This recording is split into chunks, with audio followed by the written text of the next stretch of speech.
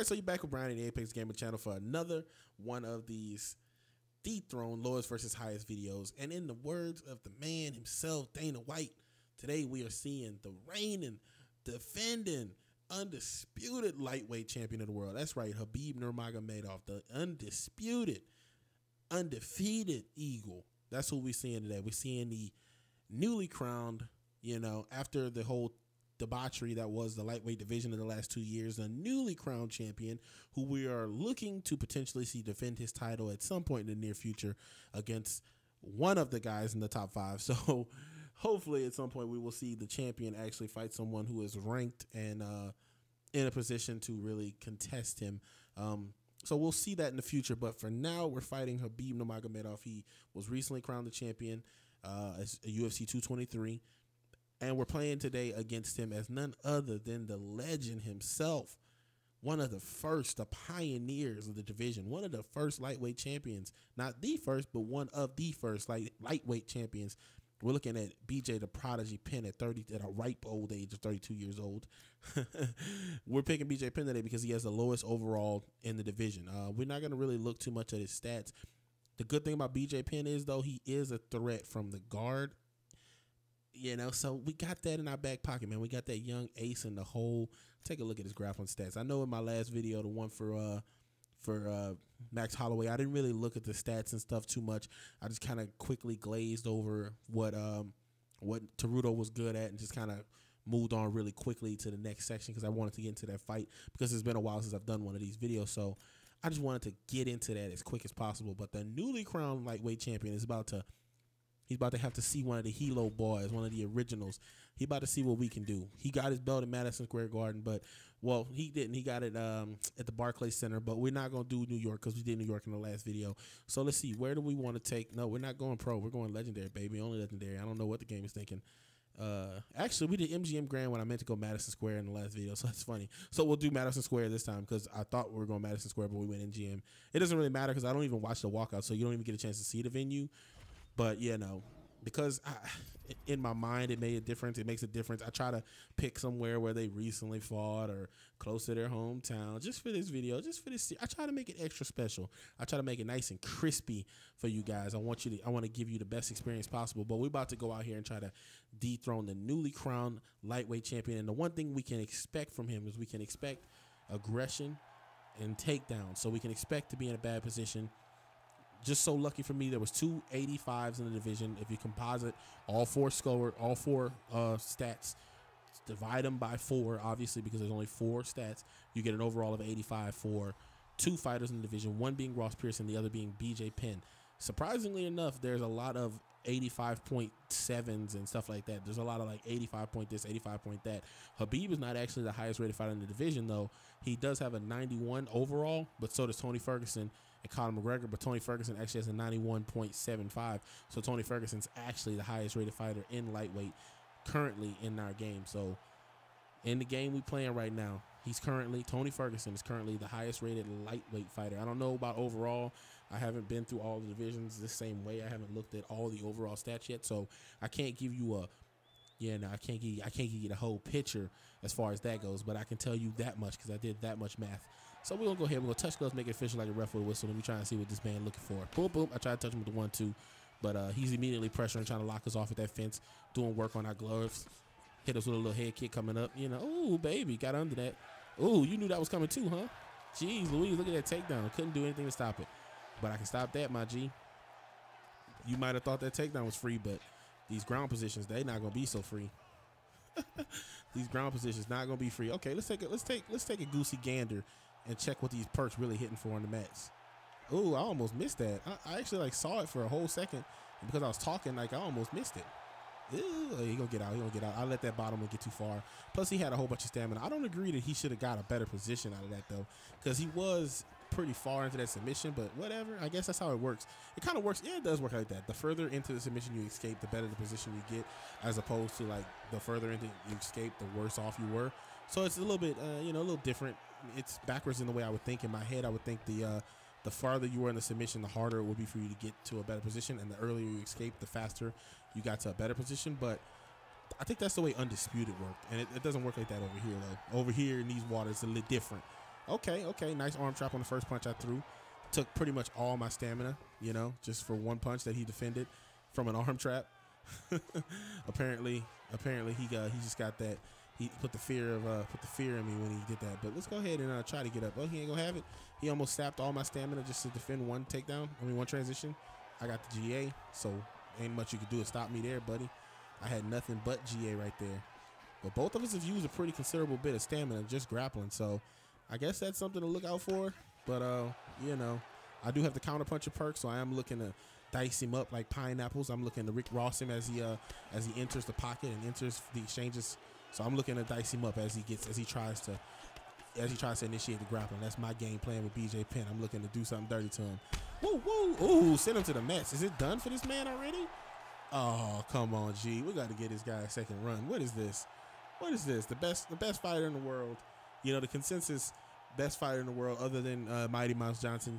Well, I don't know. They were saying that about him up until he fought Iaquinta, and then he went all 5, and everybody's a little on the fence about him nowadays. But before the Iaquinta match, everybody was pretty sure he was the best guy to ever do the thing. But a little on the fence now that he fought Iaquinta, and Iaquinta actually went all 5 with him and gave him some tough looks. Didn't really hurt him or put him in any compromising positions, but was able to defend a lot of his takedowns, was able to put hands on him, but wasn't able to get around that jab, and that jab was working. Even though Khabib's chin was exposed, the jab was working, and there's nothing you can really say about that. It was working, it was landing, and he outlanded Iaquinta. So by all statistical value, he outstruck him. By all points of merit, points of interest, he outstruck him. So maybe we'll get this man another shot, though. Maybe we'll get his man a run back. Let's go ahead and do that real quick. Let's go ahead and skip forward and get him the run back. Okay. Yep, skip. We don't want to see none of that. We want to get right back into the fray. He gave himself up real bad in the last fight. He got really aggressive with the grappling. Ended up in some bad positions on the ground. Had to work his way back to his feet. Eventually, I surrendered the position and gave up on the ground and let him get back to his feet because he was doing some good work from his back. Unusual to say about Khabib, but he was doing work from his back, and I had to shut that down. Let me get up, partner. That's not what we doing out here. Wham to the legs one time, G. Oh, well, we already know that you ain't gonna be taking too many of these punches. So whoop whoop whoop.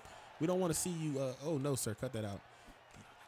We don't want to see you on the mats again already. We don't want to flatten you that quick. If we do, it is what it is, my G. You only get that one. Ooh, baby. Touch him up with the 3-piece of there off the missed head kick. Touch him down. Touch him down. He's out here looking like an NFL superstar. Touching down like crazy.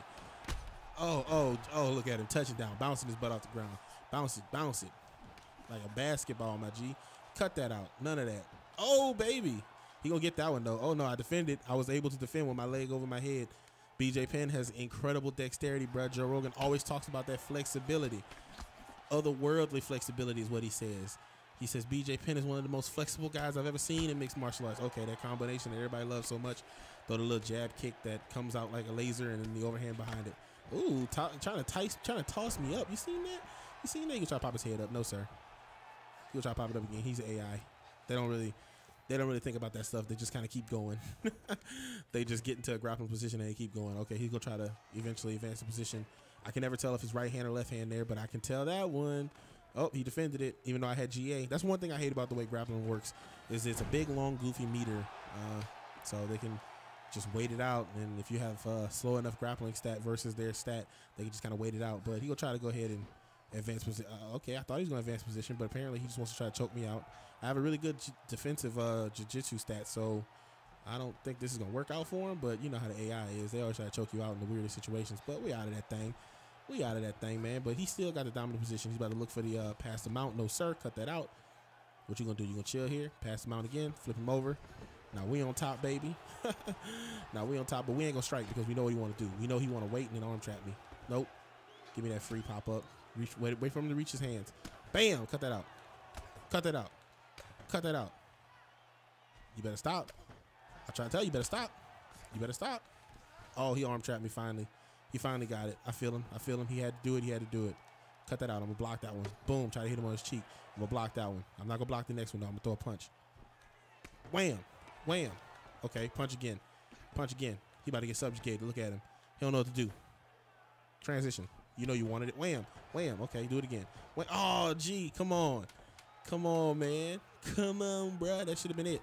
But, you know, we not about to do this, man. We from France. Oh, look at him. He gonna hold me up. Come on, man. At least he made it to the second round. I gotta say that. At least the toughest guy in the world, the lightweight champion on Legendary, made it to the second round. We gotta give him his props, man. He did what he had to do, and now he's looking at the second round against a fresher opponent who's done some serious damage to him and has some serious confidence coming into this round. Hurts him there with the punches. Immediately sent back to the mats. Okay. We're going to try to do him something dirty, BJ Penn style. We're going to beat him up, and we're going to submit him if we get a chance. Oh, no, sir. Cut him out. Cut it out. None of that. You'll have none of that today. We're having no chef soup. Wham, wham. I saw the keep kick coming. Hop to the side of it. To the mat you go, my G. Oh, bruh. I don't. Well, you know, similar fashion to what happened to Demetrius Mighty Mouse Johnson. When they say they're the best, they run into the lowest level fighter in the whole division, and they have their work cut out for them. Hey, you know, I love. Look at it. I like how BJ Penn flexed on him though. That was nice. Sent him to the mats, and then the way he fell, his knees wobbled, did a little stanky leg, stood up on his knee, faked like he ain't want to go down. You know, he ain't really want to lay down. He ain't had no choice. Look at him. He's like, oh, my wobbly leg.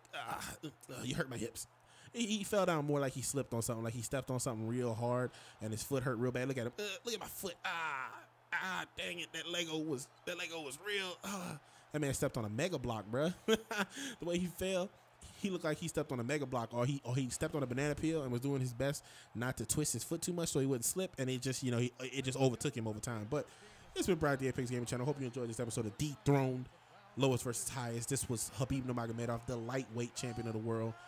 Hope this filled your urge for me versus the highest level fighter in the division versus the lowest. I hope that filled your urge.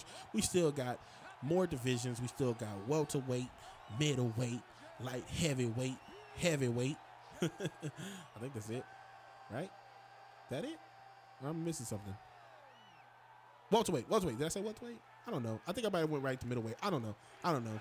But we still got those divisions, and when we're going to knock those out, like I said in the previous video, which was a week ago, like I said in the one a week ago, if for some reason the DC episode does not line up, or the heavyweight episode doesn't line up with DC versus Stipe, if it's after, I may have to wait and shoot that one after the fight. I have to look at the calendar, and when I know the schedule, I'll be able to tell you. Let's take a look at the stats real quick though before we go out. I hit him 37 times out of 88. Man, his defense was on some swole-ish, man. It was 37 punches out of 88. Knocked him down 3 times, though, so still doing good work. He didn't really throw up that much stuff. I actually hit him more than he threw. So, interesting, very interesting. First fight was just he got completely blazed, but let's go ahead and we're gonna roll into the next one, man. As soon as we get back in this thing with the Dethrone series, you know what time it is. It's welterweight, so we're gonna be seeing Tyron Woodley, the chosen one. We're going to be seeing him. I'm not sure what the lowest rated fighter in the division is yet. I haven't done that math, but when I get to that math, you will know it as soon as possible. I'm guessing if BJ Penn's in that division, he's probably going to be the lowest, but if that's the case, I'm going to look at whoever else is 85, and then I'm going to just use whoever's 85, or if it comes down to where it's like BJ's 85 and somebody else is 85.2, I'll just do the 85.2, so I'm not like using the same fighter in 2 divisions. Unless there's a resounding sound off in the comment section for me to use BJ Penn if he is in fact the lowest fighter at welterweight, which I don't know yet. So we'll see. We'll play it by ear, but hopefully I say we'll play it by ear, but chances are I'll probably record that at least a day or 2, or maybe even a week before you see it. So I'm hoping that when this video comes out, you guys are like, just use the lowest, man, or use whoever you choose. And I'm just like, okay, cool. Yeah, I'll do that. And I'll go along with my plan. But if, for some reason, who I end up using, it isn't who, say BJ's the 85, somebody else the 85, and I end up using the other 85 instead of BJ, and somebody in the comment section was like, hey, you should probably use BJ if he's the lowest. Just do it again for old time's sake, whatever, I'll do BJ again. I'll have to reshoot that video. It might slow it down in production, might make it a little bit further out, but ideally it won't slow it down that far in production where I can still actually just hit it, give it to you as soon as possible. But until next time, I've been Bryant, the Apex Gaming Channel. Hope you guys are still loving and enjoying this series. I want to keep delivering this product to you for as long as you guys are enjoying it, and that's what we here to do, baby. We here to make good videos that you guys really can enjoy and really can vibe with, and hopefully they last. Hopefully they have some longevity. But until next time, I've been Bryant, the Apex Gaming Channel. See you guys on the next video as soon as possible. Remember, I didn't put the Twitter handle at the beginning of this video, but you can go back 2 or 3 videos, Twitter handles in there. If you're not following me on Twitter, follow me on Twitter. If you're not following my Apex Gamer MMA YouTube channel on Instagram, follow that on Instagram. I think it might be private still. I don't know. Look for it. Just search it. If it shows up, it shows up. Request a follow, and I will let you into that community as soon as possible. Hit up those 2 outlets. Any information that I don't give off on YouTube, because I don't have the ability to post on YouTube, so I can't just tell you what's going on. Twitter is going to be the way to know. Like, if you don't see a video or if you don't know what's going on with me, Twitter is going to be the way to know. Obviously, my comment section is another way to get in touch with me. If you just hit the comment section, I'm going to pretty much hit you back as soon as I see it. So until next time, I've been Bryant, the Apex Gaming Channel. Hope you guys enjoyed the content, and let's keep it moving to the future. See you later.